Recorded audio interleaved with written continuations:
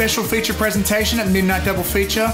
It's part 2 of our half-yearly recap of 2018 films. Also, Matt and Zoheb's top 10 films of 2018. All this and more in this special feature episode of Midnight Double Feature.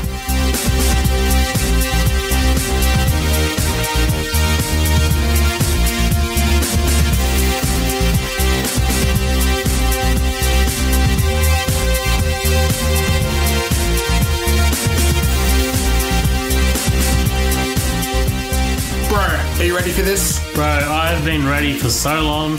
I've been waiting like 6 months to do this episode. I've been waiting. Yeah. Literally half the year, right? When we did our last one, man, we had way more fun with it than we thought we would. And this is definitely going to be an ongoing thing.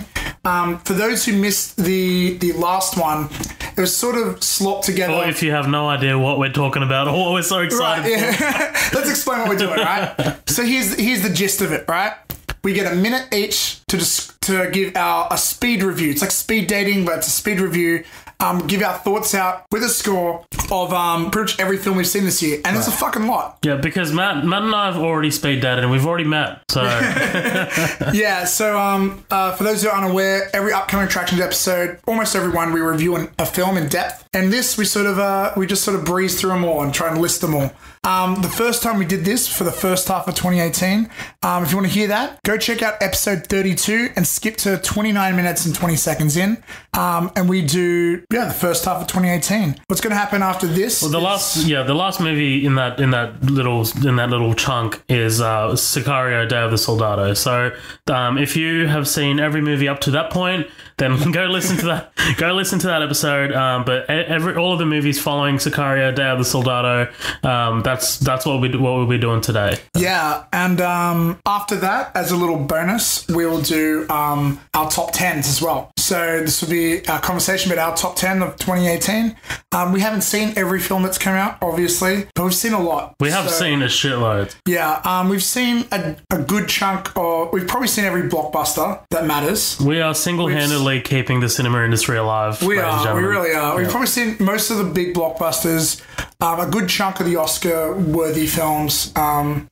We usually get them. We usually get the Oscar movies a bit later than the States. So we have seen a few, but not everything. I would like to see If Beale Street Could Talk. I would like to see Green Book, but unfortunately those aren't released here in Australia yet because, we're halfway across the world and it takes ages for a couple of USBs to reach us. So. Exactly. It's funny how that works. Yeah. Anyways, so the way it's going to run is Zoheb, you will introduce the film. You'll give us a 1 minute long review. Then I will do a minute long review. If one of us haven't seen the other one, we're allowed to ask one question for a brief brief conversation. And then we'll move on to the next one. Yeah. It's simple as that. So let's kick things off, man. I'm stoked for this, bro. Let's do it. I'm stoked. But before we kick things off, I'm just going to plug our socials real quick. So, guys, we have 2 pages on Facebook. It's Midnight Double Feature, and we also have the After Party. So the After Party is the page where we post... Group. Yeah, it's our group. We post memes and post news, and we talk about the news. It's fun, man. I love that page. But we also are on Instagram. That's at Midnight Double Feature. Dude, we're about to cross 200 followers. I'm so fucking excited for that shit. And we are on Twitter, which is at MDFpod. And you can listen to Midnight Double Feature anywhere. So we're on YouTube, we're on Spotify, we're on iTunes Play. iTunes. I'm pretty sure we're on Google Play as well. I gotta check that shit up. But any podcasting app would have us. Right. But yeah, also all the socials, Instagram, Twitter.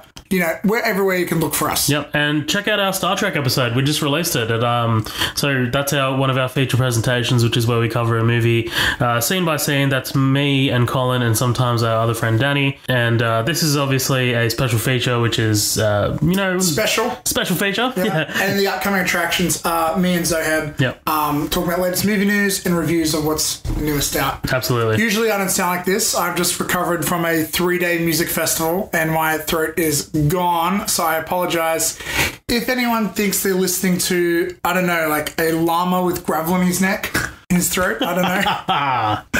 That's how I feel right now. Guys, this is what we do here. We do self-deprecating humor. Yeah, that's how we do it. But in the meantime, I think it's time we just jump into this. Let's get into this bitch. Woo!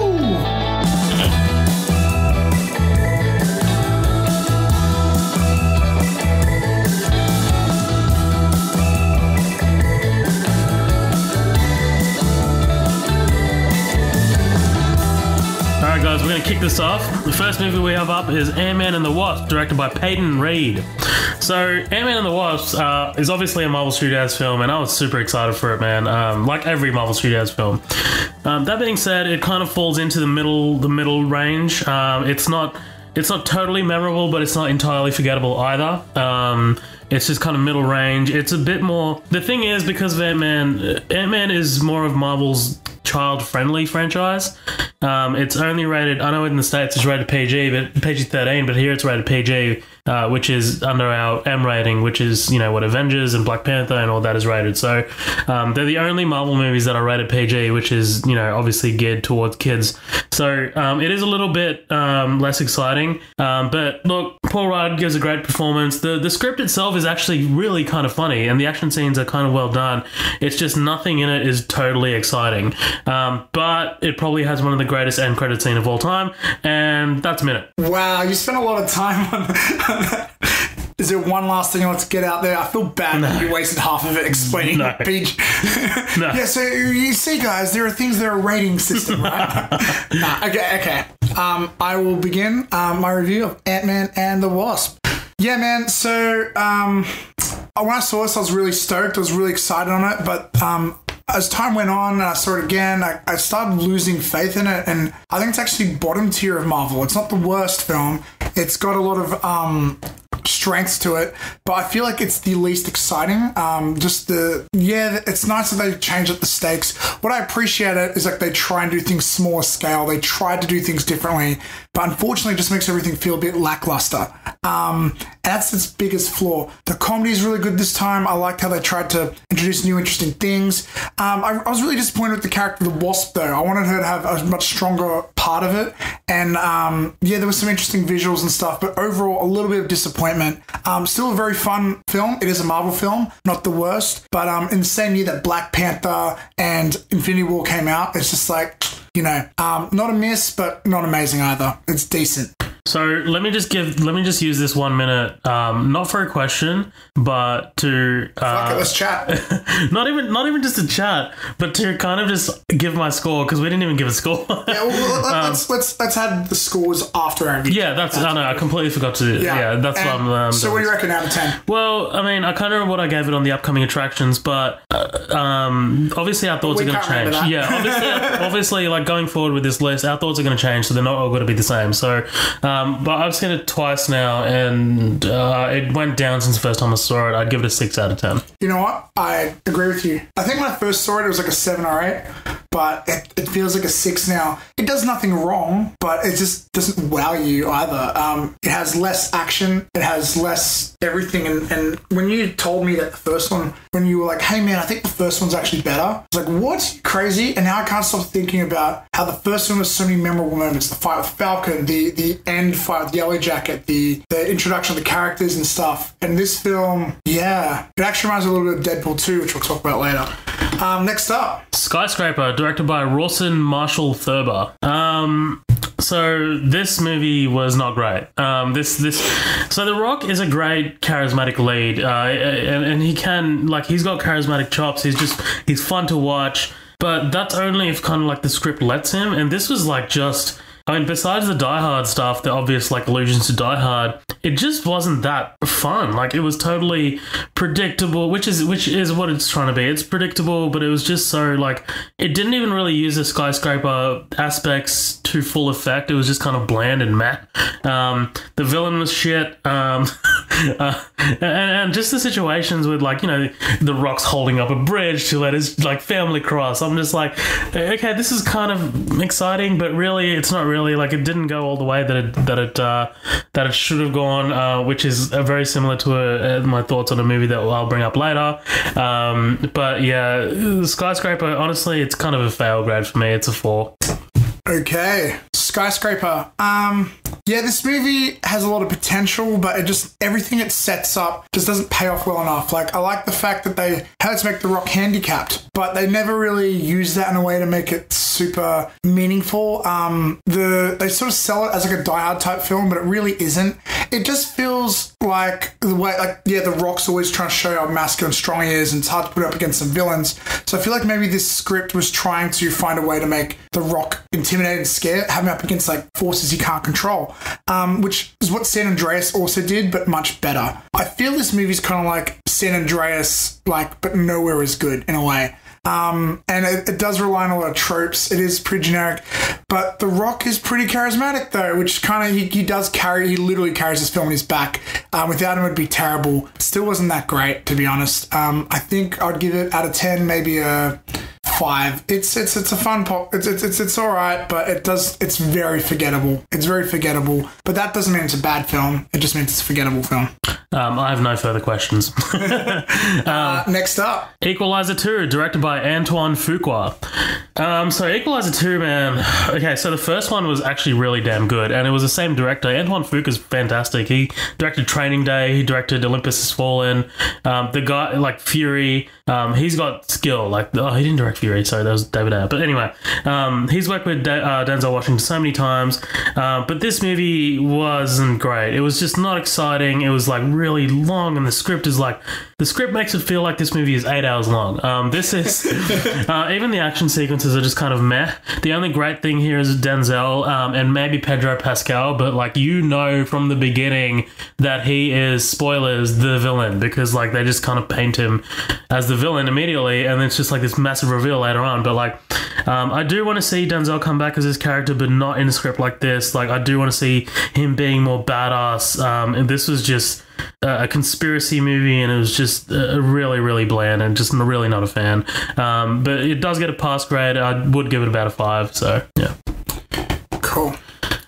So I didn't watch Equalizer 2, but you know what? I finally watched Equalizer 1 to prepare myself for this, thinking we'd talk about an episode, and I still haven't seen it. So Equalizer 1, great film. Equalizer 2, yeah. How great is Equalizer 1 though? Pretty fucking great. It's fantastic. Yeah. And it's definitely not what I expected going in. Right. But it's very interesting. But it's also, I can see like... It's like an old black John Wick. Sort of, but like... There's this interesting community element to it, like the way he works with like people around him and stuff. But it's not a film I'll look at and go, this needs a sequel, you know? Yeah, agreed. The Spy Who Dumped Me, directed by Susanna Fogel. So this was okay. I didn't, honestly, I've forgotten most of it, and that kind of might be telling. So it's not. I remember the performances being great, especially what's the Ghostbusters chick's name again? I can't remember. But anyway, I'm forgetting her name. She's blonde. She's from Saturday Night Live. SNL, yeah, she's great. But the movie actually did have some pretty decent twists and turns, but it didn't really excite me. It was just kind of like there. It was fine. It was okay. It's a passable action thriller comedy. But I don't know what else I was really expecting from it, really. So honestly, I'm just going to end it there. The score is 5 out of 10. So also, her name is Kate McKinnon. McKinnon, yeah, she is great. So this movie had my interest pretty early on. I thought it had a good trailer, and it sort of stayed where it was at. The highlight, obviously, is the chemistry between Mila Kunis and Kate McKinnon. Their whole relationship of friendship and stuff is very, very strong. The action scenes were like weirdly really good. Like, you wouldn't expect a movie like this to have pretty good action scenes. It has a few good gags in it. Like, there's some legitimately funny scenes, but that's in between a lot of stuff which doesn't land really hard. Like, there's some stuff, it's a lot of like moments, but not a lot of like laugh out loud to death moments. So weirdly, it succeeds as a film, but not because of the strengths of a comedy film. Just basically the arc and the characters, the action. But when you go to a comedy film, you want big laughs, and that's what actually drags it down. Maybe if they sold it as an action film, it'd be a lot better. So in the end of the day, I think it's like maybe 6.5 maybe out of 10. Yeah. I can't believe we're about to talk about this movie again, but The Meg, directed by John Turteltaub. So The Meg, this was a movie that I was kind of weirdly on board for with the trailers and things like that. I honestly thought it was going to go all out, and it did, but to a very not to the extent that I wanted to. I think it took itself a little bit too seriously. And sure, you can argue that like, oh, but a shark bit a guy who was in one of those like rolling ball things. Like, sure, fine, but just not to the extent that I wanted it to. Like, I didn't see when you cast Jason Statham, you have some kind of like expectations, right? And I don't think it kind of lived up to that. I just think the characters were just a bit shitty, and like they were given way too much screen time instead of like the Meg itself. Like, it wasn't as fun as I thought it would be, and it just ended up being a bit bland. And I can't believe it, but probably the third time in a row I'm about to give it again. But this is a 5 out of 10 for me. So there we go. So the Meg. Yeah, so I feel like the way this film must have been made was someone goes like, hey dude, I get this really cool idea. And I was like, okay, cool, so we won't take it seriously, we'll just have some fun with it. Oh, no, it's awesome, it's a giant shark. And that's where everything went downhill. This film, it's marketed like something to take the piss out of, but it's totally not. It takes itself way, way too seriously, and it's trying to appeal to way too many people. It's a shark movie, and I see almost zero blood. That's a problem. It's a shark movie with a ridiculous concept, and they never embrace the ridiculousness. They want to treat it like a very serious film. It's why I call it The Sharks and the Furious, because it feels like a Fast and Furious film, but with shark stuff. And so therefore it never reaches the potential it could have. And then around it, you throw in pretty generic plot devices and stuff like that as well. Ends up being a big disappointment. And I wanted this film to be amazingly hilarious and fun, and it wasn't that. So you have to judge on the merits it's got, and it's probably a 5, and that's generous. It could be a 4, but yeah, I'm going to give it a 5. Totally. It was just bland. Mission Impossible Fallout, directed by Christopher McQuarrie. Holy fucking shit, was this movie incredible. This is one of the greatest action movies I've seen in a very long time, but it was just so well directed, so well shot. The music by Lorne Balfe was fantastic, but man, the standout here was Tom Cruise. Holy shit, man, this guy works. Like, you see him Halo jump out of a plane, you see him riding the bikes, and it's like a full-on close-up of him, like long takes. It's fantastic, man, and the plot itself is really damn decent. Like, you know, sure, it's, you know, we got to recover plutonium and things like that from the bad guy, but there is like a 15-minute stretch where there are like three plot twists, which is insane. And it just keeps you on your toes, man. But the other performances are great too, like Simon Pegg and Ving Rhames. They're all great. And this is a franchise that's chugging strong. This is on its 6th movie, and it's just killing it. And honestly, I just want to see Christopher McQuarrie and Tom Cruise team up to do more shit. By the way, check out Jack Reacher, which is them as well. This is probably a 9.5 out of 10. This is near perfection for me. So with Mission Impossible Fallout, you can't deny the action scenes are insanely incredible. In fact, they're achievements, you know? The set pieces they choose and the way that they went ahead to create them, it's totally something that must be admired and very amazing. And for that alone, it's worth an 8 at least. That being said, though, everything else around it, seeing Tom Cruise go up against Henry Cavill of all people, I was really into that. That was really cool. But I had a few issues. Like my main problem with all the Mission Impossible films is that I feel like all the characters are so forgettable. Sure, Tom Cruise is amazing, but he's still Tom Cruise. And then I felt like the way they used plot twists and stuff was very like, and it was like they're kind of being a bit up their own asses a little bit. It was like twists for the sake of being twists. I didn't feel like that worked for me. That being said, everything else around it is fucking incredible. So it's about 8.5. Yeah, it could have been a 10 though if it just had a bit more character stuff I liked. Next up, Black Klansman, directed by Spike Lee. Ooh. Damn, son, this was a movie. I saw this again for the second time last week, so it's really fresh in my mind. Man, David... I'm forgetting Washington's son. But the lead who plays Ron Stallworth is fantastic, man. This is actually a really great story, and like it's very... It does end up being pretty tension-heavy, although it is a comedy. Spike Lee's direction is very tongue-in-cheek sometimes, but when he wants to be serious, he can be serious, man. And this is a great story with 2 great performances. The other one is Adam Driver, who was nominated for a Golden Globe. So he was fantastic as well, man. But this is a This is a fantastic story. It's really, really well told with really great music. So definitely check it out. I highly recommend this. The only downside is the last 5 to 10 minutes. I just thought it was hitting you over the head a little too much. So that's the only reason why I'm not giving it a perfect 10. So it is a 9. Black Klansman, great film. Saw this one twice in the cinemas. Yeah, really strong performances.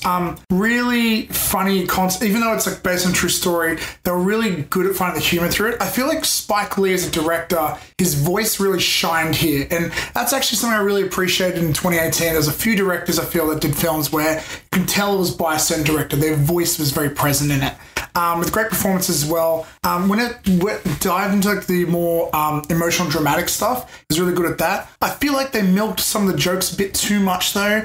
And with the ending part, I totally get the political message, and I do agree with it. I actually did like how they used it though. As opposed to you. But yeah, overall great film with a overall great vision, and the aesthetics do are really nice. For me, I think it's maybe a 8.5 as well. Probably same as Mission Impossible for me. Crazy Rich Asians, directed by John M. Chu. So this is not a genre that I really frequent. I don't frequent the romance genre at all, unless it's kind of like got like a novelty to it, like great cinematography, like La La Land or something like that.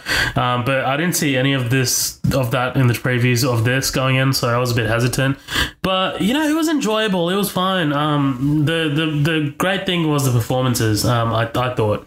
I can't really name them off the top of my head, unfortunately, but it is really good to see, Asian cast members. Like it is great. It is refreshing kind of thing, you know. So I'm hoping that hopefully they'll start to break through a little bit more. But this was, it had great humorous moments, some pretty damn decent touching romance moments as well. That I thought. It's just not really my cup of tea though. It's not my genre. But it is definitely worth checking out. I'd give it a 7. Crazy Rich Asians, good film. I feel like it took its time to get to some of the plot point stuff, but around that though, I actually loved the cast. I thought everyone was really for the most part, almost everyone was really charismatic. I thought there was some really good gags in it, and it really had this nice. I like the sort of like idea of putting in these Eastern philosophies and bring them in this new context of a rom-com, which maybe not be new for some people, was for me. I thought it was a really great use of like the genre and the tropes and stuff like that. It was just overall really well made, I feel. But that being said, no insanely laugh out loud moments, and the romance moments weren't just amazing. It was just more like, wow, look how rich these people are. And like that wedding scene is pretty incredible, I've got to say. Also, bro, my man Henry Golding, I hope I'm pronouncing that right, ripped as fuck. I want to see him as a Marvel superhero, dude. I saw 1 second he took off his shirt, I'm like, make him a superhero. I think also that's a 7 out of 10 for me, man. Awesome. It was a fun film, but yeah. Mile 22, directed by Peter Berg. Boy, this was a train wreck. I like Peter Berg as a director, man. I dragged you to go see Patriots Day with me. Like, he directed that. It's a fantastic movie. He's directed Welcome to the Jungle. He directed Deepwater Horizon. He's a hell of a director, and he works with Mark Wahlberg very frequently. So, what the fuck happened, Peter? What happened, man? This movie, it is honestly, more than anything, it's just forgettable. Like, I've forgotten. I can't tell you one. I can only tell you probably one moment of action sequences that stand out to me. There is nothing else. Like, it's just all gunfire, and like this shit like blowing up. And Mark Wahlberg, man, you are a great actor, but your character was horribly written.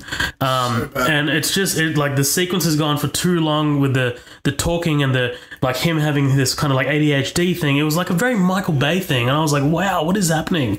It is totally forgettable. Do not watch it. This was a 2 out of 10 for me. Before I give mine, I just want to say that's an insult to Michael Bay. Michael Bay is better than that. Oh, man. Mile 22, hands down, for me, the worst film of the year. It has almost no redeeming qualities. In fact, all its redeeming qualities you can sell on, like, they shit on. Like, getting I forget his name, the guy from The Raid, he does these amazing fight scenes, and then they use this terrible editing to, like, hide his actual talent. It's like they were working against their own strengths. Mark Wahlberg played the most unlikable protagonist I think I've ever seen in a film. Like, he was such an asshole, which makes you think, oh, they're building an arc so they can get redemption. Nope, he's just a dick that no one likes. Such bad cinematography, so shaky, you can't tell what's going on. They break basic rules of filmmaking, which makes it's hard to tell spatial awareness. Some of the worst, probably, hands down, the worst editing I've seen of all time. I've seen student films with better editing. In fact, most student films I've seen have better editing. Just give us more than 2 seconds before cutting to a shot. They will cut at points we don't even need to. It's frustrating how bad it was. It hurt my eyes to watch, like, actually. And I just need to reiterate, like, if you do watch it to learn from what makes a bad film. How to get this bad, man? I don't understand. 2 out of 10, like, and that's generous. Like, dude. I want to do a whole podcast about it. No, I don't even want to talk about it. Let's move on. The Happy Time Murders, directed by Brian Henson. Man. Sorry, I'm just still upset over how bad that movie is. Talk about dog shit movies back to back. So this is really sad because this is directed by Jim Henson's son. But you know, I thought that this could have been kind of decent. You know, like the trailers made it out to be something kind of a little bit unique, a little bit sort of like it could have been like a Team America sort of thing, but it just wasn't. Like, it was kind of forgettable, man, and like the jokes were just all the same. It was all sex jokes or fart jokes, and like kind of give us a little bit more, man. Like, you know, and Melissa McCarthy, just fuck off. But actually, she's in an Oscar-nominated movie. Like, she's going to be in a movie that's an Oscar-nominated, so I'm going to check that out. But like, she does seem poorly cast. Yeah, so it's not a great movie. It's very bland, very meh. We just kind of like watched it and we sat there with kind of straight faces, which was really, really weird. Also, I just wanted to see some Muppet titties, but I didn't get to see them, so disappointed. 2 out of 10. Was there no Muppet titties? I thought there were. Oh, it's even worse. Man, the Happy Time Murders, such a missed opportunity. I feel like they watched something like Team America and went, oh, okay, so we do fucked up shit with puppets. It's funny. But no, like, Team America had more, like, genius behind it, you know? It masqueraded as that, but it had more to it. This film, it just repeated the same jokes that weren't funny in the beginning. Melissa McCarthy feels miscast. Like, I feel like there's nothing wrong with her. It's just, it feels like this isn't the type of film she should be in. Very forgettable, everything else. And it's a film where it's puppets fucking. Like, how do you make that forgettable? Everything about it is just pretty lackluster. I'm struggling to think of anything else to say. Wow, okay, I give this out of 10, maybe I'm giving it a 3 solely for the fact that it did nothing that offended me to my core moral values like Mile 22 did. But that's still a very bad thing, 3 out of 10. Searching, directed by Anish Chaganty. Wow, this movie was a hell of a surprise, man. Okay, so I was a little hesitant to watch a movie that kind of used the same sort of layout as Unfriended did, just that same technique. But man, they use this so much more creatively than Unfriended did, and it's just such a joy to watch. I watched this again a few weeks ago when it released on home video, and it's still as fantastic as the first time I saw it. Harold from Harold and Kumar, John Cho gives a great fucking performance, man, and he carries this movie on his back. Like, this is all him, and also, you know, the direction is fantastic too. Like, just the pacing of the story and like the values that you like pick up that John Cho's character like has a full on arc that's just fantastic, and it's just a fantastic watch. So definitely do check this out. I keep recommending this to people like wherever I go, but yeah, this is a 9 out of 10 for me. I'm going high with this one. So yeah. I'm in full agreement with you, man. This is probably surprise of the year, and there were a few surprises for me. Holy shit, I love Searching, man.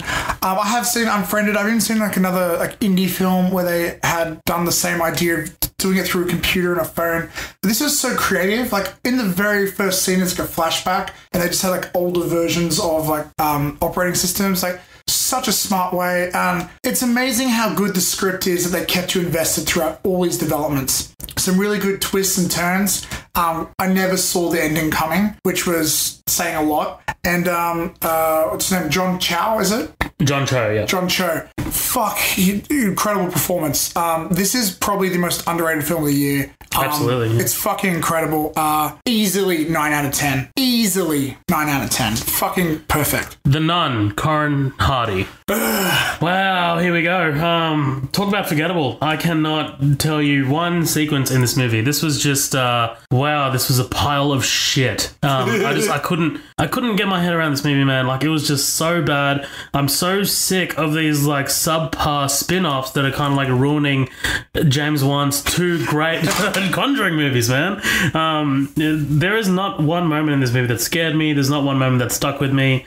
It just totally forgettable, totally bland. And I hate like these, like seeing like kids or like people who aren't really well versed in movies being like, that movie was fantastic, it was scary. I'm just like, dude, you don't know real fear, man. Like, I mean, like I you know, far be it for me to tell you what's scary and what's not. Damn.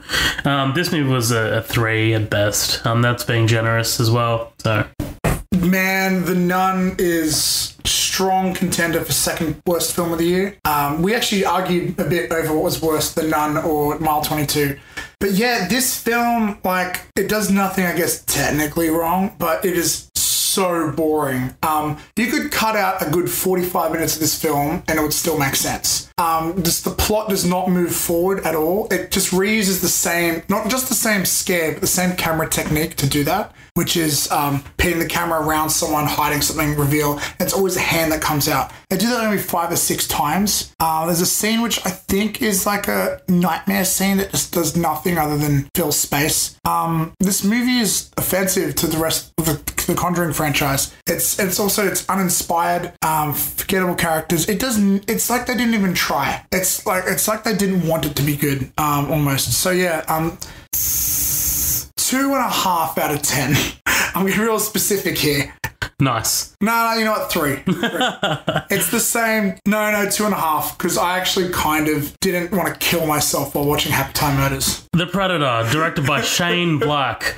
Okay, so this was a bit of a this is a tough one. So I watched this, came out in Australia before it came out really anywhere else. So when I watched this on Thursday night, like opening night, I was really high on this movie, and I gave it a score out of 9, man. I like walked out of this shit and I fucking loved it. Like I couldn't believe how much you loved it. Captured in the magic, man. Like, it was awesome. The characters honestly make this movie, not the Predator. And I don't have much of like I mean, look, I love the Predator, but I will wholly recognize it's not the greatest movie of all time, guys. Come on, relax.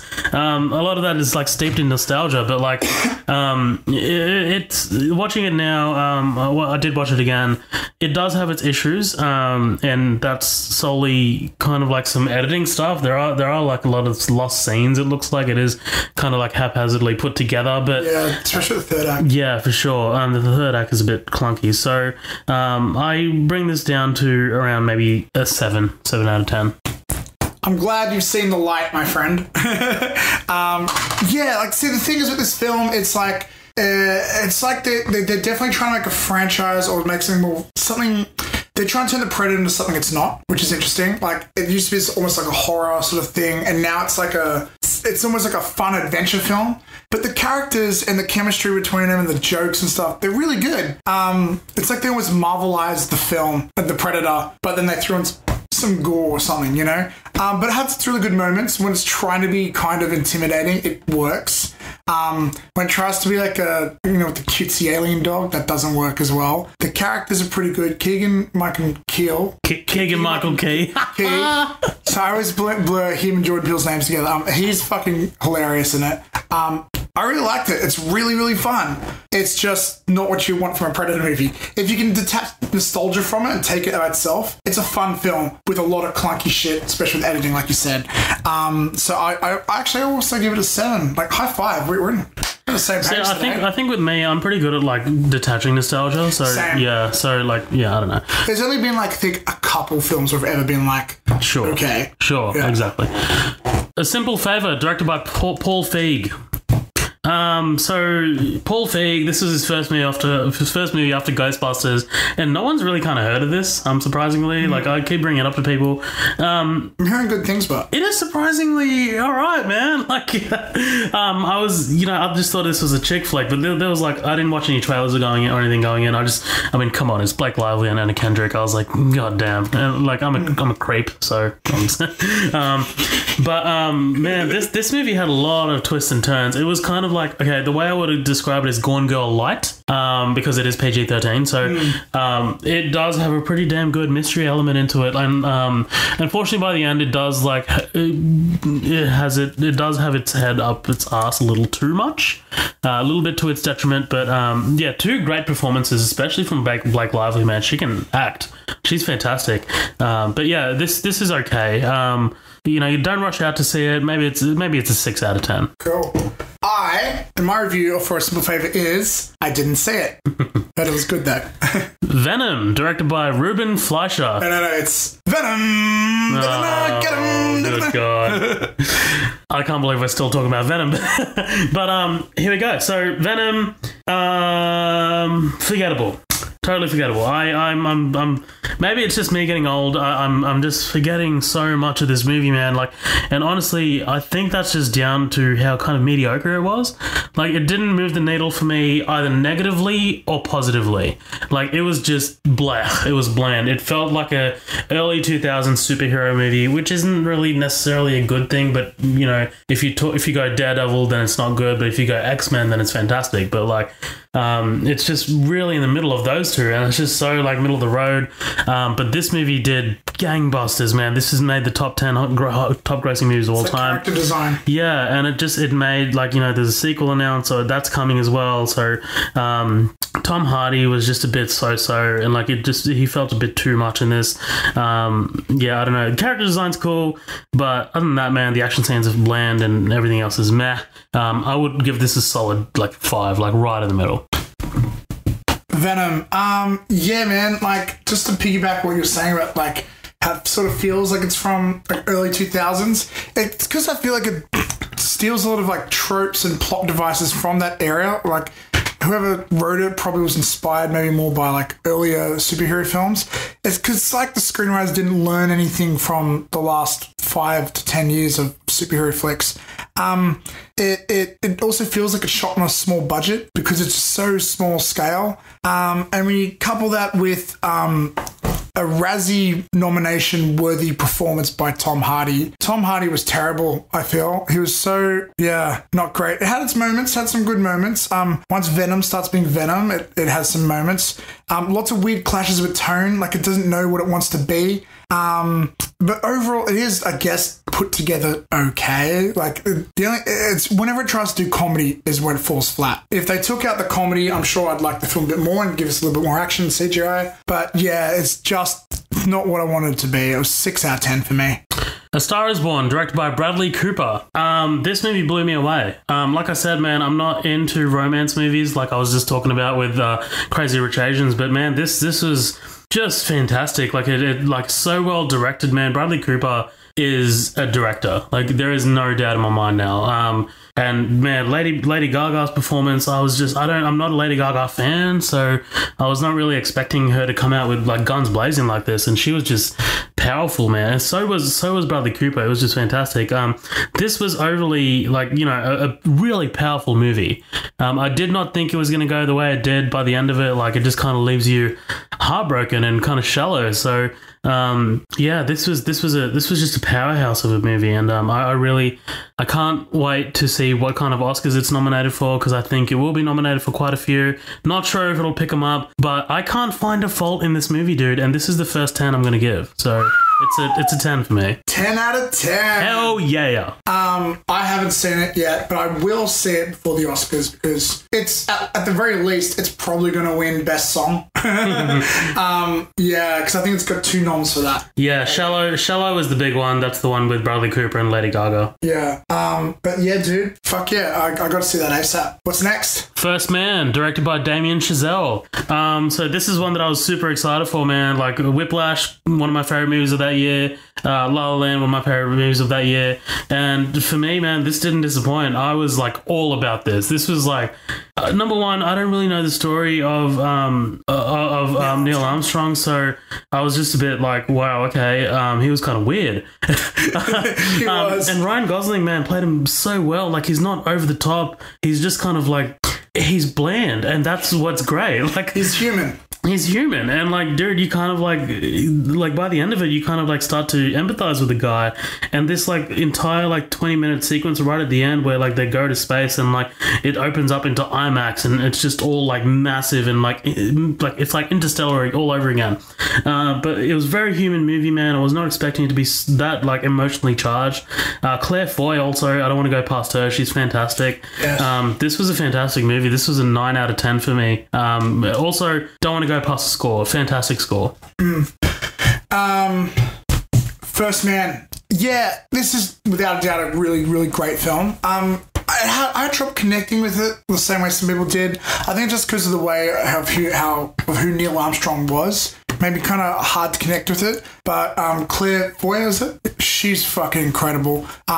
Strong contender for best supporting actor. Kind of makes you want to watch The Crown. Hey, yeah, I might just be seeing this weekend as well. Nice. Maybe possibly. No, sorry, I'm thinking The Favourite. Sorry, my bad.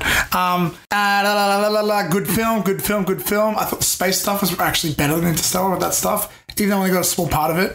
But like everything I had trouble clicking for me. I thought it was a bit slow. I didn't see the hype of the cinematography like other people do. But it was a good, and I thought the first act was very slow in particular. But everything else, it's really, really well done. And I like the score as well. I've got to give it an 8 out of 10. I find it hard to put in words why it's not as hyped up or why it's even good. It feels like an 8 out of 10. Yeah. Cool.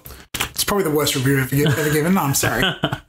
Bad Times at the El Royale, directed by Drew Goddard. So I was excited for this because of Drew Goddard. Like, he directed Cabin in the Woods. He had a hand in Daredevil season 1. Like, he's pretty up there. But the cast for this was fantastic. You know, you've got Jeff Bridges, Chris Hemsworth, and it looked like the trailers made it look like a damn good mystery, and it is for the most part. It just it takes a little while to get moving, and I wasn't fully satisfied by the ending. And without giving anything away, it just didn't feel like a complete package for me, and I think that just kind of took it took me a little out of it. I think Drew Goddard's a little bit better than this. Fantastic performances though, all around, man. Like, this is absolutely a performance piece more than anything. So check it out for the performances alone. This gets an 8 out of 10. Cool. You saw a lot more movies than me this year, man. People tell me I see a lot of movies, but you've seen a lot more. I did not see that. What's next? Halloween, directed by David Gordon Green. So this was a surprise when you hear remake or reboot of a beloved franchise, a horror franchise, you kind of like, you got alarm bells. But man, this was written by Danny McBride. You got John Carpenter coming back for the score. And this packed a punch, man. Like, this was damn good. Like, this was actually really, really good. It was really impactful. I loved the whole arc of Jamie Lee Curtis's character coming back and like finishing things. Sorry, guys. Matt Bella's Siri just went off. I didn't even say, "Hey Siri." But yeah, I love the whole Jamie Lee Curtis's arc coming back into it, and the daughters and the like 3 generations of this family being terrorized by this monster is fantastic. And dude, I don't want to go past John Carpenter's score. Like, the ringtone, that's my ringtone. I changed it. Like, it's fantastic. By the way, just quickly before I give a score, check out Hey Do You Remember's podcast of this episode of this movie, because it's fantastic. So we love Hey Do You Remember. They're a great podcast that support us as well. So shout outs. Yeah, I'd give this a solid 8.5 out of 10. Halloween, good film, really good film. I actually really like the cinematography. Actually, it's really beautiful. And that combined with the fantastic score. Probably one of the best scores I've heard in a horror film in quite some time. Even if they are sort of reusing old sort of ideas from the franchise. Really like the way they used had an arc with this and Jamie Lee Curtis's character and the whole family element to it. If I had to criticize anything, I just feel like with a slasher, I want more memorable kills. They weren't bad kills. I just wanted some more over the top ones if possible. But that's okay because we got a really good story and they did a really good job of building suspense and stuff like that as well. And they build the atmosphere very well, which is very important for a film like this, I think. Best slasher I've seen in a while. But yeah, there were some plot elements such as the podcasters. As much as I hate to see podcasters get murdered, I wish I saw them have more to do with the story because their plot lines had ended a bit early. And a few other little things here and there. 8 out of 10. Cool. Could have fought its way to a 9. Bohemian Rhapsody, directed by Bryan Singer. Or is that Dexter Fletcher? We don't know. But technically... Oh, sorry, one more thing, just with Halloween. Yeah. I love the Easter eggs and nostalgia factor they use. Awesome. The references. I love when a movie can do that without forcing getting through it. For sure. Yeah. Bohemian Rhapsody. So by Bryan Singer. This is a movie that's really paint by numbers. This set out to be a crowd pleaser, I think, and it totally achieved that. Like everyone I've talked to loves this movie, and I like it. I do like it. It's Queen light. It's Freddie Mercury light. You can't have a movie about Freddie Mercury that's PG-13. I just don't think you can. The fact that we only get a shot of cocaine once in this movie is weird. But look, the performances are fantastic, man. Holy shit, Rami Malek is a god in this movie. And the other characters are fantastic too. I just think this focuses a bit too much on Rami Malek. I wish it was a bit more like Straight Outta Compton, where it was a bit more focusing on the other band members too. It was a bit paint by numbers. But look, what can you do? It was fun though, which is all I really asked from a movie like this. So I'd give it a 7, really. Yeah, Bohemian Rhapsody, very, very fun film. Definitely not trying to be a documentary, that's for sure. Rami Malek's performance was pretty great. Something I said to you, I think, when we reviewed it, though, or maybe it was off air, I can't remember, but one point I thought is like, yes, it's a fun film. That's because Queen songs are fun. If you took the songs out of this film and replaced them with some other band, the movie wouldn't be as fun, you know? Because the story and the way they've manufactured the facts to fit the story, it's very generic, very average. Good use of like Easter eggs and nostalgia, which is why I thought about it for Halloween, because this does it as well very well. But it's very safe. I wish they took some more risks with it. But I understand why, because at the end of the day, this movie's basically a commercial to sell Queen tickets because they're still doing shows. But it's fun. And if it's fun, it's good. I do feel like it's still, I just want to say as well before I give them a score, really, really weird how they, for the Golden Globes, this was nominated as a drama, not a musical. Like it literally is a 20-minute musical scene. Very weird. But I give it, I think, an 8 out of 10. Yeah. Boy Erased, directed by Joel Edgerton. So you can see this, and I did. Didn't Fuck see you. Joel Edgerton, by the way, represent Blacktown. Yeah, where we from. Boy Erased is a fucking powerful film, dude. It's clearly, it feels like it's going for the Oscars. Like everyone attached to it has some credit to them, and it's a really strong story about a kid who thinks he's gay, goes to a Pray Away the Gay camp, and they try and force him to be someone he's not. And it's really scary at times, honestly. The shit these kids went through, man, is powerful. There's this one scene which is so fucked up, man. But it's really well made. It's really well put together. Everything about it is just beautiful. But it feels so authentic as well. Very strong. Without spoiling anything, it's really good filmmaking, I think. And I'd like to see that get some noms at the Oscars, I think. Out of 10, I'd probably give it a... You know what? I'm going to give it a 9. Cool. Actually. Yeah. That's high. Yeah. The Girl in the Spider's Web. I'm going to give it an 8. All right. The Girl in the Spider's Web. 8.5. Oh my God. Shut the fuck up. You don't look at your time, do you? Like, this is supposed to be a minute thing. You know what? I give your existence a 2. Oh shit, he just did the snap. The Girl in the Spider's Web, directed by Fede Alvarez. Did you watch this? No. Okay, so this was not great. This was totally forgettable. I was really excited because the 2010 one with Daniel Craig and directed by David Fincher was fantastic, man. It was awesome. I love that movie.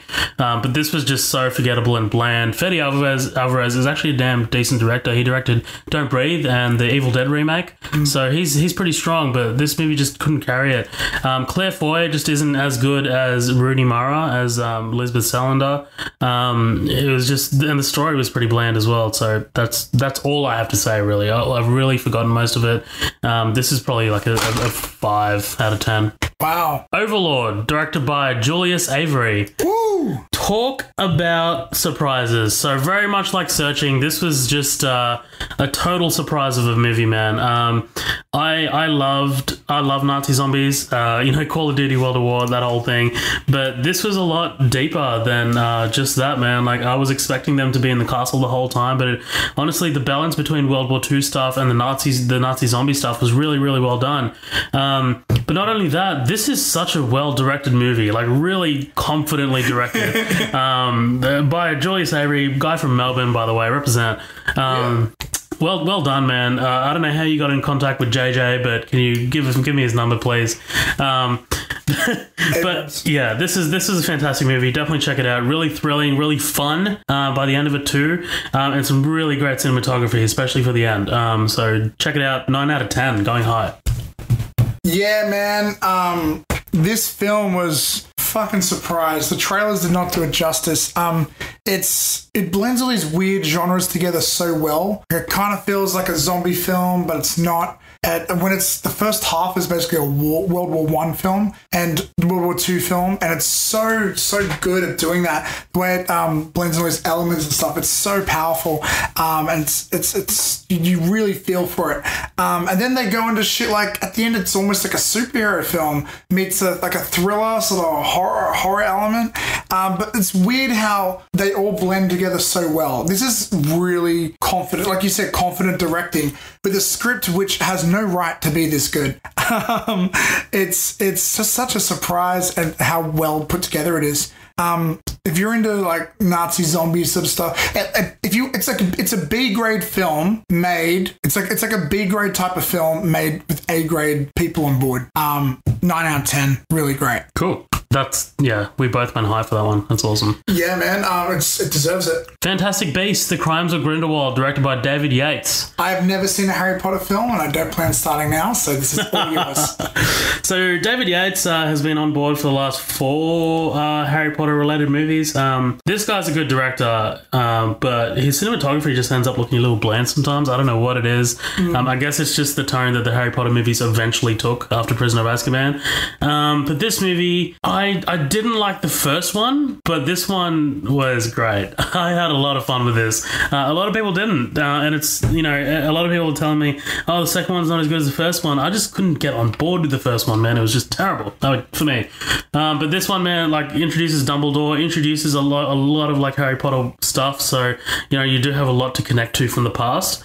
And Johnny Depp's villain is kind of great. Yeah. I thought he's no Voldemort, but he's great, and the visual effects are great, and it was just fun. It was a good time. It did sag in some parts. It was a bit long, so I'm going to give this about an 8. Cool. And next up, another one which I really want to see, but only you saw. Widows, directed by Steve McQueen. Really excited for this one with the cast, man. Holy shit. Liam Neeson, John Bernthal, Viola Davis. It keeps going and going. And directed by Steve McQueen, man, the Oscar winner of 12 Years a Slave. So, man, and I love heist movies. This was right up my alley, man.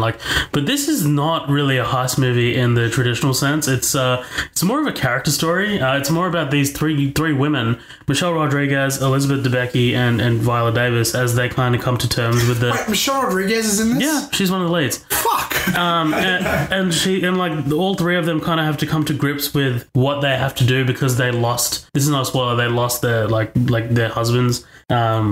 and they kind of like have to, sack up in like a man's world, and like it does have this kind of like feminist thing going to it, but that really didn't really take it away from me. This is a really expertly directed movie, man, and it was fantastic from start to finish. 9 out of 10 for sure. Yeah. You know how I know that the fact that the husbands died wasn't a spoiler? The movie's called Widows. Smart deduction, my man. Yeah. Creed. Sorry. No, hey, you want to do my job for me? I'll walk out. Creed 2, directed by Stephen Caple Jr. So we don't have Ryan Coogler coming back, so that was a bit worrying. But man, the stuff your sorries in the sack, man. This movie was great. This was a great follow-up to Creed. Not as strong. It didn't have the great cinematography moments that the first one did. But man, I was excited for this movie. You know how keen I was for this movie. The story, bro, you're so keen. The story for this is like a Marvel movie. Like it's just like the sons versus the sun. And man, it was fantastic. Performances were all around amazing. Sylvester Stallone gives a great final performance as Rocky. Michael B. Jordan gives a great performance again as Creed. But man, Tessa Thompson just nails it as his missus. She's fantastic.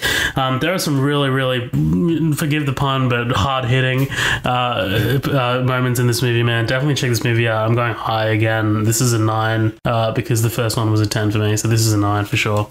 I'm in full agreement with you. Creed 2 is fucking amazing, dude. And good on him too for being a sequel and being this good like that. The way that they worked the story together with the script was very solid. The way that they sort of closed off Rocky and with his arc was very, very powerful. Everyone had a purpose, like the rivalry, the way they used Ivan Drago was just and his son, just really solid stuff, man. I thought I really liked Tessa Thompson's character as well, and the way that she was used. Like, she's not just a typical girlfriend support role.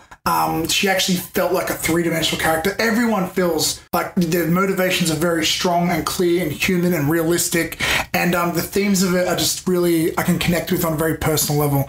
And man, when those punches hit, you fucking feel them in your soul, man. That's really good. Easy 9 out of 10. And honestly, like I learned a thing or two about screenwriting with this film. It's a fucking great script. Robin Hood, directed by Otto Bathurst. Dog shit. Totally forgettable. I fell asleep in this movie. That's all I have to say. This is probably the worst movie I've seen all year. 1 out of 10. Nothing really. Whoa. So I knew this would be terrible. First of all, because it was a Robin Hood film and they're never good. Men in Tights from was it the 90s? Yeah, 90s, yeah. How is this film worse than Wild 22? That doesn't seem possible. It is. Explain. I'm not explaining. I explained it in the review. I'm not going further. That's it. You didn't say it was worse than that. That's it. It's terrible. It's terrible. I'm not comparing movies at all. Like, that's not happening. I want to see it now so I know how bad it is. Roma, directed by Alfonso Cuarón. You haven't seen this, have you? It's on my to-watch list. Okay. I will see it soon. This is a masterpiece, but it was not a movie that I liked. This is just one of those ones that you kind of have to objectively say that this movie was amazing to look at, amazing performances, amazing music, amazing everything. It's just a movie that you don't really enjoy watching, very much like 12 Years a Slave, and you'll never really watch it again, but you will wholly recognize that this is going to win every single award under the sun. Yeah. And this is Alfonso Cuarón's partly inspired by his childhood, which is really touching, and this does have some really harrowing moments in it. So if you are easily sensitive to some I don't want to get into spoilers, but like some really natural violence, let's say that, then turn away, because this is really a hard movie to watch. So I'm gonna say it, man. I didn't personally enjoy it, but I can say on a critical level it's a 10 out of 10. Yeah, for sure. No hesitation. Yeah, I don't know if I have any 10s this year. I do love this next one though. The next one is a 10 for me, just giving that out there. Spider-Man Into the Spider-Verse, directed by Bob Persichetti, Peter Ramsey, and Rodney Rothman. The first time I saw this in my original review, I said I had tired eyes when I saw it. I watched a late night session, and the animation just threw me off, and I just couldn't deal with it. I have watched it again since then with very awake eyes, and man, did I love it a lot more. This was a movie that just totally blew me away, and it's like the first time I completely forgot about it. Like, I just sat there, and I think it just the atmosphere, it was a hot cinema and shit. Like, I don't know. But yeah, man, I love this movie. Fantastically made, great performances, really, really great dialogue, man. Like, really, like, the pacing of it was never boring. Just, this movie is a lot better than it has any right to be, man. Like, this is just, wow, like, blew me away. I'm, like, totally lost for words. This is one of the best superhero movies of all time, and this is a year that had Infinity War and Black Panther in it. So even though it's a cartoon. Yeah, even though it's a cartoon. So don't dismiss it because it's like a cartoon. So this is a 10 out of 10 for sure. Yeah, man. Like you said, this film, it works on so many levels. First of all, like, I really like seeing when a film pushes the envelope and tries something new, and its animation style is very unique and so I can really appreciate. Now, you know me, Spider-Man is my favorite character of all time. Now, this is not my traditional Spider-Man that I grew up with, but I love seeing him done well. I think the voice actors were fucking incredible. The dialogue is so solid and realistic. I absolutely love the soundtrack to this. Not just me, I got a friend of mine too. We're constantly listening to on Spotify. It's because there's songs of this generation, like the stuff that this kid would listen to as well. So I think they really do a great way of capturing today's youth in it. But yeah, all the best Easter eggs, Marvel Easter eggs ever. Holy shit. And I know I'm running out of time here, but the character work is insanely great. And the script, holy fuck, the script. I just want to jerk off on this script all day long and learn from it. It's so great. 9 out of 10 because I'm too scared to give anything a 10 out of 10 this year. Aquaman, directed by James Wan. So I love this movie, man. I actually do. I've seen this way too many times. How many times have you seen it? 4 times. What the fuck? Yeah, I've seen this 4 times. Not because I'm choosing to see them. It's because people that I am friends with, they just haven't seen it yet, and they keep suggesting it, and I'm just like, I'm kind of over it, but fine, let's go, because we got nothing else to watch. So it's great. It's fun. No, seriously, it's fun. And like, honestly, if you were to pitch an Aquaman movie back to me back in 2005, I'd be like, you're fucking crazy. But man, James Wan just did it. Like, he made it work. Honestly, every time he walks out of that waterfall with the fucking armor, fucking badass. Like, it is awesome.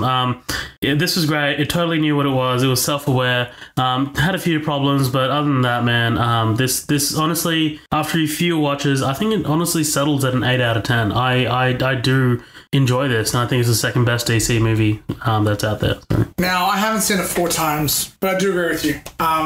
This film, I think they've learned a lot from Marvel, which is exactly what DC needed. They made it really fun. They sort of made like an adventure film. They went all out comic book crazy with all the weird, crazy ocean life and monsters and stuff. There's some characters that kind of felt like it's like, do you need to be here sometimes? And the biggest thing is like, this is insanely cheesy. It feels like a Power Rangers cartoon a lot of the time. However, because the movie's embracing all the other batshit crazy stuff, I can kind of get on board for it. And this movie's probably more aimed at a younger audience than some of the Marvel movies even are, maybe. I do feel like it's very inconsistent at times, though, from the score to the characters and stuff like that. But when they do an action scene, James Wan directs the fuck out of it, bro. I just really wish it wasn't so over the top with the cheesiness at times. 7.5 out of 10. Cool. Bumblebee, directed by Travis Knight. This was a movie that I kind of brushed up against. I think just because it was a bit too kiddie at times, and like I knew it was going to be like that from the tone of the trailers and things like that. But I honestly, like I said in my review, it kind of made me miss Michael Bay's sensibilities as a director, and that's just kind of like the realistic nature of the movie. Like I miss the military stuff. like there just wasn't enough of that in it. I mean, you have aliens landing in your fucking backyard and you send like 2 guys, like it's just ridiculous, and then you kind of give them control of your satellite fucking uplinks and shit. I'm just like, this is fucked. But like, man, like the action sequences were well done. The best part of this movie is the opening 10 minutes. I've seen this twice now. We actually walked in late. We missed a whole part. Did you know that? Yeah. It opens in Cybertron with this amazing battle. But yeah, check this out, but know that it is mostly a kids movie. So I'd give it a 7 out of 10. I feel the fact that this is a kids movie works in benefit for this. So, for those who don't know, I really dislike the Transformer movies. I've only really seen the first one in full. The others, I think I stopped watching the second one halfway through or something. I don't like any of them, but this is my favorite Transformers movie.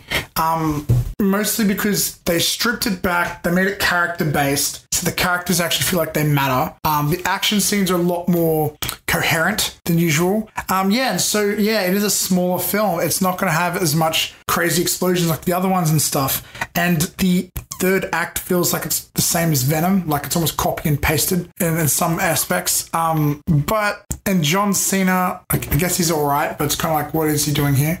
But I had fun with it, man. I think it was well put together, despite the childishness of it. In fact, I liked it for that. I give it a 7 out of 10. Cool. Vice, directed by Adam McKay. I'm still thinking about this movie, and I do definitely want to watch this again. This was such a great movie, such a great comedy that also handles some real heavy hitting real world stuff. Christian Bale, man, oh my god, he disappears as Dick Cheney. But so like the supporting cast is great as well, man. Steve Carell as Donald Rumsfeld, fucking even Tyler Perry as Colin Powell, and what's his name, is George W. Bush, Sam Rockwell. Fantastic. But man, the MVP here honestly isn't Christian Bale. It's Adam McKay. It's Adam McKay's directing. It's his voice. It's his writing. This movie was just kind of knocked me back. And I knew I was in for like a really witty, smart comedy. It was just like, I wasn't expecting it to be this good. And honestly, I just haven't stopped thinking about it. And it definitely has a political message, so be prepared for that. Like, it's not neutral. So I give it a 9.5 out of 10. I love this movie. Yeah, bro. Vice is so good. This is one of those films I was talking about earlier. I'd say along with like Into the Spider-Verse and like Black Klansman, where it's like you can hear the director's voice coming through every single frame of this film. Dude, such unique choices with editing and stuff. It's amazing. These leads, like they blur into these roles, and with such amazing prosthetics and costuming. This should be up for multiple Oscars. Not just performances, but costuming, editing, direction. I really like the unique ways they would use to convey things across. It does seem weird that they went with this direction style for this story, but it's still fucking hilarious. Adam McKay may be starting to become one of my favorite directors. This movie is really great. One of my favorites of the year. Easy 9 out of 10. Nice. We're in agreement with a lot of movies. Yeah, and because you've given a few 10s, I kind of want to, but like I don't want to fuck up my own choices. That's all right. But yeah. Black Mirror Bandersnatch, directed by David Slade. So this is a kind of a tough one to talk about. It is. Is it a game? Is it a movie? But no, like let's treat it as a movie. It's on IMDb. It's a movie. It's on Netflix. It's a movie. Yeah. Technically they have games on IMDb, but anyway. So this was just wholly unsatisfying to me. Great idea. Some decent execution, but not really. Just the way that it wasn't really choosing your own adventure. Like some of a lot of the options just ended up looping back and made you try again. It was just frustrating, and the endings just weren't great. And like overall, it kind of like makes for both a frustrating and unsatisfying experience. And I just wasn't really on board with that. So I'm just gonna call it, man. I gave it a 4, and the more I think about it, the more it fucking infuriates me. I'm gonna give it a 2. I was not on board with this. I was not on board with this, and like even the acting, like it just didn't really come across it. Like I was just like, see ya. Not a fan of this. Bye. Okay, now you got me thinking. and I'm going to do this within a minute, but I guess if you try and judge it from the perspective of a film, like that's maybe these choose your own adventure things aren't always great, because the problem with the endings that this film has is not all of them provide resolution. Now, resolution could be a fail or a victory, but it doesn't make good for screenwriting, and I guess maybe it's better for selling and making more headlines and BuzzFeed articles over, did you know there are this many endings? Actually, there are this many. But it doesn't mean for great story. I did like the characters, I guess, and the overall tone. But like, what I really do appreciate is I love meta stuff. And I've never seen, especially meta comedy, but I've never seen meta stuff used in like a drama this way. And that's pushing the envelope forward, and that I can really appreciate. But if you don't get certain endings, it's very unsatisfying. That's not a game breaker for me though, but it is a big bummer. So as long as you're willing to go through multiple endings, it is actually pretty decent. So I give it maybe a 6 out of 10. It gets extra brownie points for trying to push the envelope. But I wish they just put more effort in some of these endings. Yeah, I don't want to do work to get to the end of my movie, you know what I mean? You're right. It's where we shouldn't be trying to guess. Yeah. Anyway, moving on. Bird Box, directed by Suzanne Bier. Bird Box. So you didn't see this one? Haven't seen this one. On Netflix. Pretty good. Interesting concept. Interesting concept. What I liked about it is the arc of Sandra Bullock's character and the journey she had to go on, like the metaphysical journey. This film does heavily rely on a lot of tropes, but it is a unique apocalypse scenario. I like apocalyptic films, and yes, this goes to similar beats of a lot of them would. But this one, because of the creature attacking them, is so unique. It gave way to some good world building and some unique ideas and stuff. There are some things that they brush over a bit too much, and I don't know if this is meant to be seen as more of a thriller or a horror. If it's meant to be horror, it kind of fails at the scares. But from a thriller perspective, I think it really does succeed. It's not without its flaws, though. It's definitely not perfect, but yeah, I think overall I would give it maybe a 7. All right. And that concludes our yearly recap, guys. Woo! That's it. That's 2018.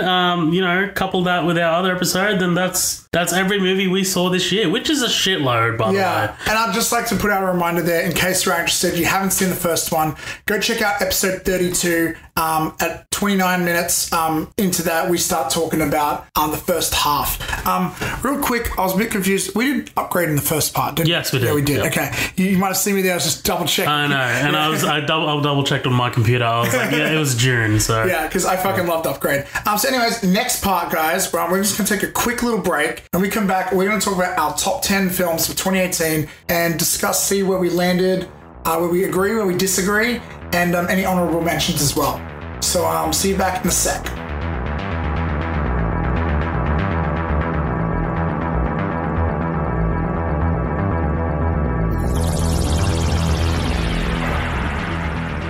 Hey guys, it's Zoheb just breaking in the middle here.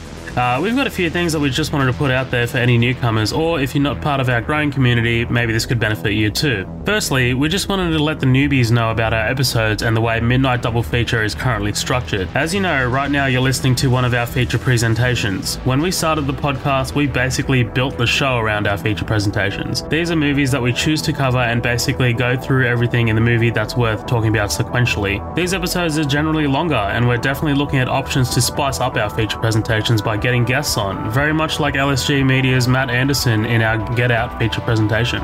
We also have our upcoming attraction episodes. Typically these come out during the week and are much shorter than our feature presentations. These are hosted by Matt Vella and basically consist of a conversation between Matt and I about any movie news that's worth talking about, quick reviews of movies that are currently out in the cinemas, and other hijinks. Finally, we have our special features. These are usually one-off special episodes that are mostly experimental and don't really have any specific definition. They could be a sit-down with a cast or crew member, a conversation between the hosts, or just a straight-up different thing that might not even relate to film. Before I let you get back to the episode, I just wanted to thank our listeners and supporters. We definitely couldn't have done any of this without your guys' constant support. If, for some reason, you're not a part of our growing community, head to our socials. We've got 2 pages on Facebook, Midnight Double Feature, which is our main page and has our formal announcements, and we also have the After Party, which is where we post memes, news, and teasers of what's next to come on Midnight Double Feature. We're also on Instagram, which is at Midnight Double Feature, and Twitter, which is at MDF Pod. Thanks again for listening, guys. Back to the show.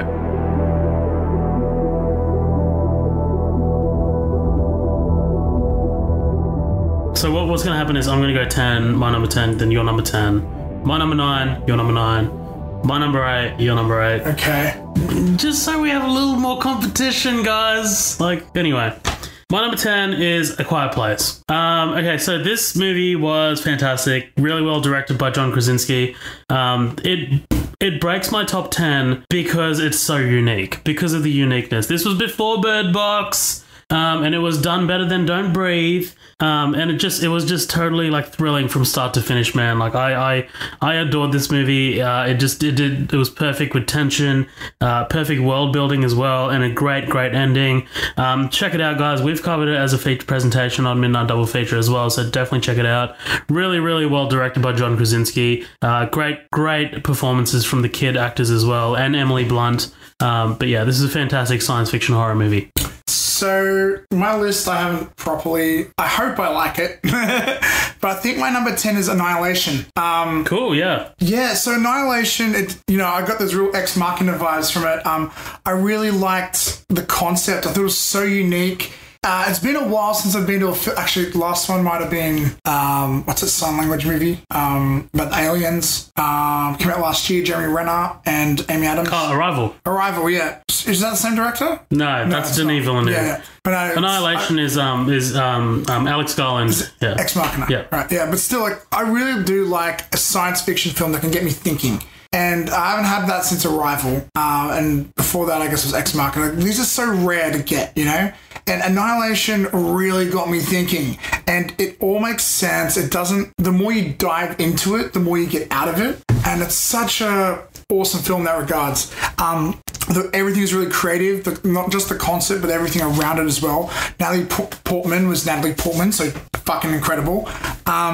Just overall, really good film. And I think it doesn't get the praise it deserves. Yeah, well, I'm just going to say it right here. It didn't even make my top 10. It didn't even make my honorable mentions. And I don't know why. I think it's just because when I watched it, I just really wasn't in the headspace to watch an intelligent science fiction movie. Admittedly, you need to be in the headspace. Admittedly, the climax isn't super... It's a little anticlimactic, but I was able to still enjoy that. Cool. Yeah. My number 9 is Upgrade. Man, this movie was a gut punch. It was fantastic. Directed by Lee Winnell, Australian, shot in Melbourne as well. This was really surprisingly good and really well directed, man. I was a little worried because Lee Winnell directed Insidious 3 and it wasn't very strong, so I was just a bit like, I don't know.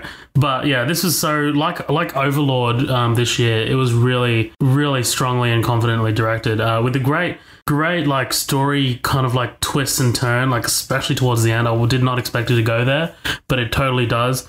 Great fucking action scenes, great violence, man, great gore, and just a damn good script all around, man. That's why it cracks my top 10. It was really hard to fault this movie on anything, really. So my number 9 is A Quiet Place. Yeah, you kind of said it. It's really good. It's very creative in the way it does its scares. It's very in the cinema experience, the cinema was pure quiet. I thought the ending, well, it was good. It left a little to be desired, and knowing that it's a sequel makes me concerned. And I really like the creatures. I really like them. You kind of covered everything else though. So yeah, it's A Quiet Place, number 9. So my number 8 is Overlord. Same. Just talk. Hey, we can talk about it together. Overlord. So Overlord, directed by Julie Savory, another Australian from Melbourne. Yeah. So it seems to be a little bit of a trend. Yeah. Maybe we're just fucking biased, but I don't know. But no, seriously, this was a surprise of a movie, man. This was just so fun. Like we said in the 2018 recap that we just did, total surprise. Really well directed, confidently directed. Just a great war movie and a Nazi zombie movie. So definitely check it out. Yeah. What you said. Plus, I just feel like they really did. Yeah. Fuck it. They just did everything really well. I'm surprised it might actually, in hindsight, go higher in my list later on, but it was originally my number 10. I'm having trouble placing it, but it is a really, really good film. My number 6 is First Man.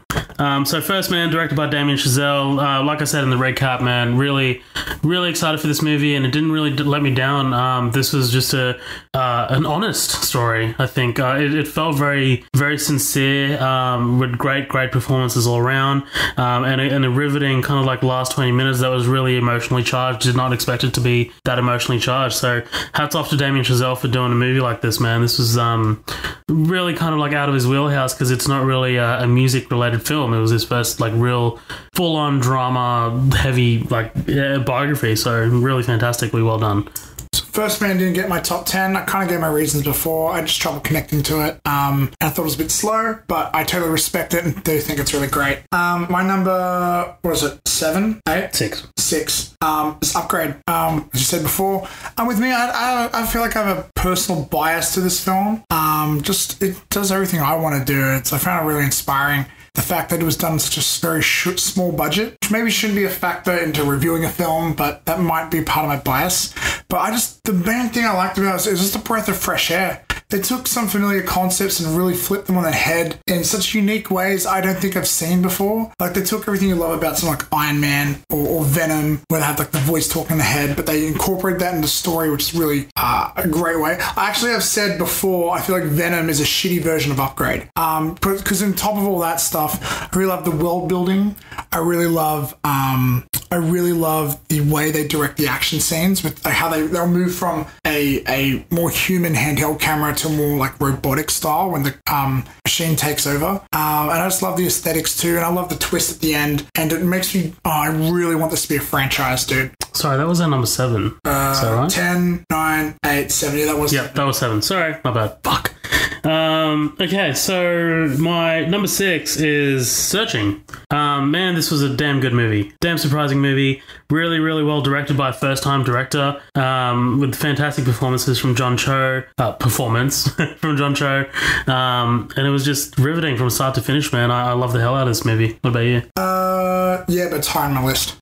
It's higher on you. Oh, no, yeah, but like, what's your 6? Black Panther. Oh, okay. That was one of my honorable mentions. Yeah, well, Black Panther, I kind of tossed and turned about it, but overall, I have to really say it's a fun film, and I really like the way they incorporated. So the Black Panther character T'Challa, he has a really great arc. I really like the arc of the villain as well.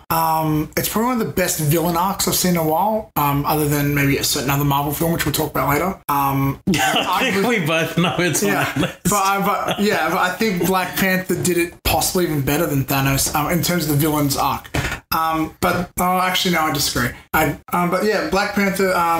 I also really like the soundtrack a lot. It was in my heavy rotation for 2018. I really like the way they use costuming and stuff like that. I do feel like it falls flat in some of the fight scenes, so maybe it should have been lower on my list. Again, dude, I know my top 10. I just don't know the order of them very well. But yeah, Black Panther is a fun film. It is a great action film, and I really like the story elements in that as well.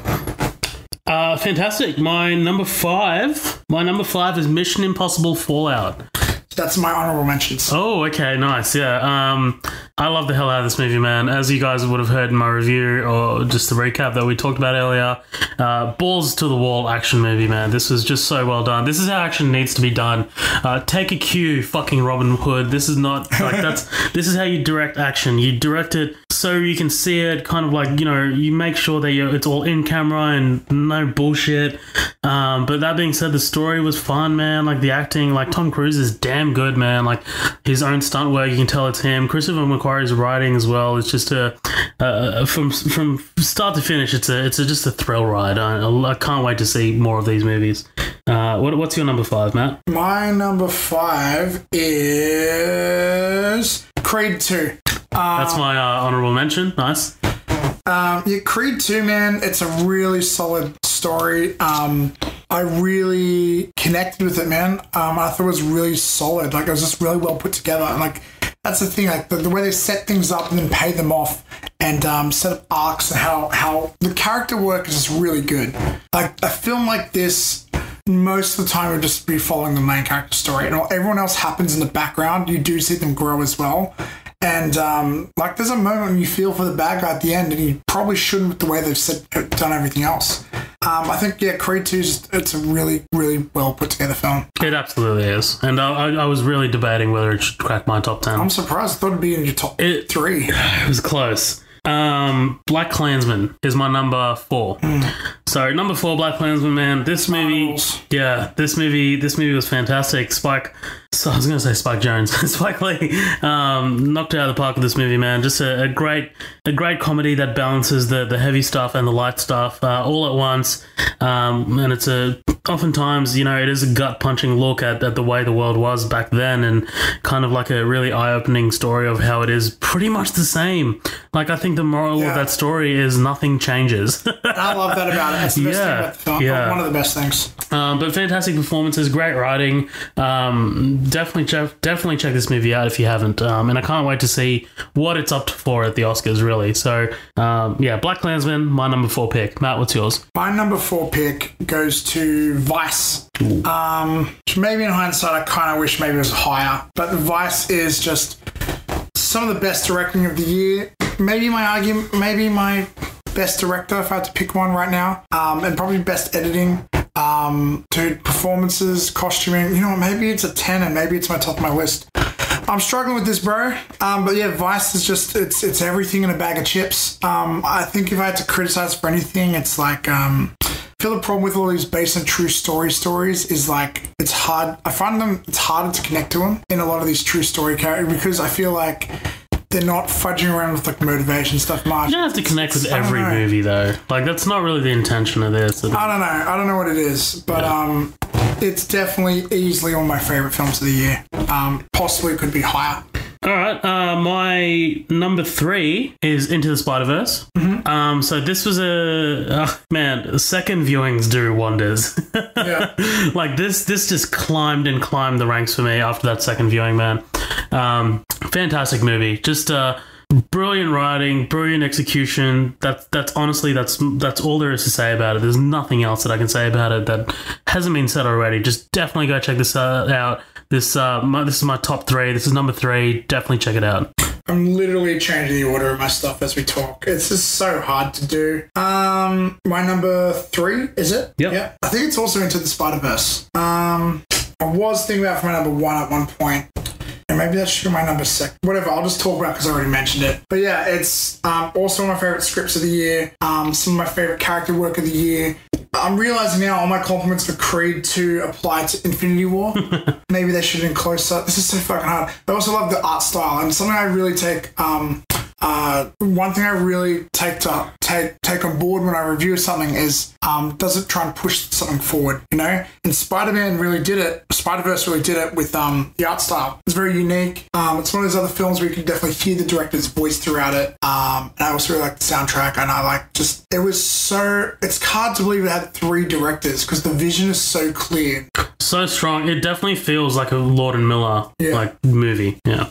Okay, so my number 2 choice is Vice. Pretty much for all of the reasons that you said, Matt.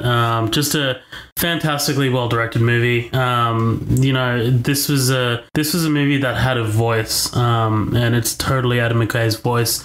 Just the way it takes like what could be really complicated political stuff and kind of simplifies it for people, and tells you a somewhat comedic take on a really dark story. Does it really, really well. Christian Bale's fantastic. The surrounding cast is fantastic. I've beaten this movie to death, and I can't wait to see it again. So, definitely check this out, guys. This is my number 2 favorite movie of 2018. My number 2, and at one point it was my number 1, but my top 5 is reshuffled. My top 4 is reshuffled 1,000 times. Right now I got Searching as number 2. Nice. And it's a weird one to put in number 2, but I can't stress. So is Vice. I wasn't expecting a movie about Dick Cheney to be my second favorite movie. Honestly, Vice has potential to be my number 1. Yeah. A lot of these do. These top 4, I like. They may as well be a tie. What do you mean top 4? You're up to 2. Within my top 4. Right. Yeah, they could have all been number 1. With Searching, man, it's just they really they took a concept which had been done before, but they took it to the next level and they made it believable. They took a fucking gimmick and made it not feel like a gimmick. Looking at you, Unfriended. Yeah, which is so hard to do. By the way, do you know Unfriended had a sequel this year? Yeah, I'm the one that told you. Oh, that's right. Dude, how did we not hear about that? But yeah, dude, very strong lead. But that script is just really good. And I can't remember the last time I saw anything with like a mystery element that had me that well hooked into it, you know? I couldn't see the twist I could never see coming. This is really good writing with a really good performance and a really unique way to direct. I want to see more from this director, but it's like, how the fuck are you going to top this, dude? Like, they'd have to do something different. I don't know. It's good on them. Searching is great. Searching is fantastic, man. Like I said, but the fact that it broke both of our top 10s is... Yeah. So what's your number one? Number one. What else could it have been, man? And this wasn't my number one at first. Okay. It was like my number 5. I did think about this for a while, actually, because I feel like this is a lot of people's number one. Like, the gaming world, let's talk about gaming for a sec. So gaming... Why? Okay, so I'll tell you. So there's a big thing between Red Dead and God of War last year about Game of the Year. So it was either God of War or it was either Red Dead. There was no other movie or game. There was no other game that could have been in contention. But for me, man, Infinity War. Oh, it's not my number one. Oh, okay. My number one is a tie between The Meg and Venom. You're fucking with me. Yeah, it was Infinity War, and I'm actually mad at myself for making my number one. I'm not. But this was totally deserved, man. This was 10 years in the making, and just so many things that could have gone wrong. Like, so many... It's honestly perfect. Like, if you were to give a director a brief and go, okay, you've got about 60 characters you've got to include. Not a perfect movie, but perfect for us. Yeah. Well, for what it is, like you go to any director. G'day, Bob. How's it going? So, here's what we need you to do. We've got 60 fucking characters, and you got to put them all in one film. Okay. Also, make none of them the main character. Have this other guy, which is only got about 10 seconds screen time others. Right. Also, it's got to feel like a celebration of the franchise. And it's got to be depressing as fuck. Also, we haven't set up the villain's motivation yet in any of the other films, so you're going to have to do that as well. Yeah, also, it's got to sell toys, so we need a whole bunch of new shit in it that sell toys to kids. Oh, fuck. What else do you want then? Is that it? No. We also... It's got to be... We need a lot of action. And kids are going to see this. And it's got to be unpredictable. It's going to be unpredictable. Like, no one's going to see this coming. Even though people have been predicting this film for the last 10 years. So many fan theories out there, but we want you guys to like, do a story that doesn't even come close to any of those things. We need emotional moments. We need people to literally cry, right? And when they leave the film, they have to question their existence. Is there anything else? Yeah. So not only is it depressing and you're crying all the time, but we need it to be funny as fuck. Yeah. I'm sorry, what? Yeah, every scene has to have one of the funniest jokes you've ever written in your life. And we need people to be on the edge of their seats during the action sequences. Oh, 100%. And 99% of this film is going to be all CGI, which usually means it's going to look like shit. But we need it to be fucking incredibly amazing. Also, the main character, Thanos, he's 100% CGI. It's fucking Josh Brolin in a fucking ball outfit. Fuck. Is there anything else you need from this? Yeah. It's got to, like, hype up the next one. What's the next one? This times 20, apparently, because it's got to fucking resolve the story. What? Man, Infinity War, the Russos pulled... And it did all that amazingly. Yeah, the Russos pulled something special out of the hat. It's the funniest film I've seen this year. Yeah. It's the best action film I've seen this year. Totally. It's... the most riveting. The most edge of your seat, like, visceral... Ooh, yes. Also, maybe it's within the top 5 most emotional films I've had. Yeah, dude. It's got a lot of moments. The Gamora scene. The Tony ending, scene at the end. Yeah. I don't want to go. Oh, my God. Yeah. Man. Also, extra points for the memes it's made. But man, something like Josh Brolin as Thanos was a masterstroke. Like his scenes, man. Like Disney are just the best at casting. Like Stark, I know you. Oh wait, no, he's like you know me, I do. Like he's just they cast him like 8 years ago for this role. I know, and it's fantastic. It's just like it's beautiful, man. This is a culmination of many things, and so many things could have gone wrong, but none of it did. Like they're just. Why is it good? How is it good? How is it good? How did they do it? I don't understand. It's fantastic. I remember watching it going... We watched it together. And honestly, watching it together how was... are they doing this? Like, I was such a great... It was like watching an alien learn to walk. Such a great cinema experience, man. Because, like, we watched opening day cheers with all the cheers, man. Like, you got two massive cheers. Like, you got Captain America's arrival in the subway, and then you got Thor's massive Wakanda arrival with Stormbreaker. This movie had people getting out of the seats and clapping for people walking through the door. Right, exactly. It was like going to a football game, only better. And I didn't have to watch people play football, so bonus. So 4 months before that, we'd seen The Last Jedi, and Last Jedi was also another great like cinema experience, but it was nothing like this. Like this felt like the finale before the finale. It's the second last episode of a TV show. Right, exactly, like the penultimate. This felt like, you know what? This had never been done before, and they pull it off. Yeah, amazingly. Yeah, Russo brothers, you have no precedence. You have nothing to look at, no other movie franchise to look at to know how to do it. Like, you have nothing else to pull from. This is going to be all you guys. This is going to be Kevin Feige, Robert Downey Jr., Chris Evans, like all the cast. Like, you just amazingly pull this off, and it's fantastic. The only thing that makes me wonder is like, what would it be like watching this movie if you'd never seen any other Marvel film before? Which I know seems impossible now, but would it still hold up? I don't know. Because they throw a lot at you. They do. But for everybody, but here's the thing, they trained the consumers, right. They trained the world to want to watch all these ones so right. You can see everything. And they train the world to stay at the end of the movies, at the end of each movie and watch the end credit sequence. So they train normal moviegoers to get ready for this movie. And that's insane, like how to do that. Like, fantastic movie, man. This is our number one picks collectively. I'm just thinking about it now, man. Like, there's a lot of comedies came out this year. This is the funniest. A lot of action movies came out. This is the best action. Yeah. It is. Some of the best character work, and there was like 60 characters. Sure, not everyone got a thing. Yeah. The more I watch it, the more I think Thanos is an amazing character. Like, I just.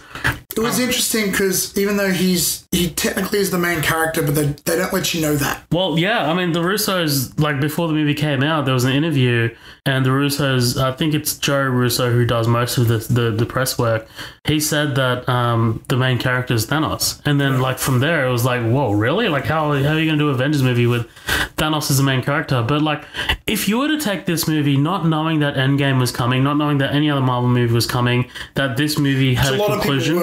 Right, that this movie was concluded, this would totally be Thanos' movie. Well, it also just no one saw that ending coming. Remember the text messages I got for like 2 weeks straight going, what the fuck, Matt, where are the Avengers? What's happening? And I'd be like, don't worry, there's another movie coming next year, don't worry. And to make people ask that question is fantastic. Because you look and it's like, there's no way they're going to kill Black Panther. He's got a sequel coming out. Right, well, we dies, know that. But yeah, then he dies, people go, what? How could they kill him? Oh my God. Yeah.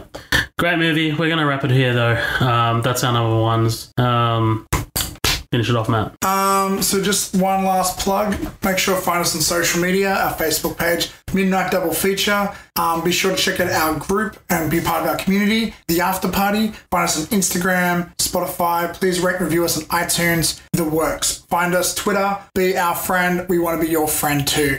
If you enjoyed this, and for the last time I'll plug this, if you want to see the first half of 2018, go check out episode 32 and skip about 29 and a half minutes in. Until then, next time you hear me, I'll have a much better voice, hopefully. And I'll always sound beautiful. Always sounding beautiful. Yeah. But I'm Matt with Zoheb here, and thanks for hanging out with us at Midnight Double Feature.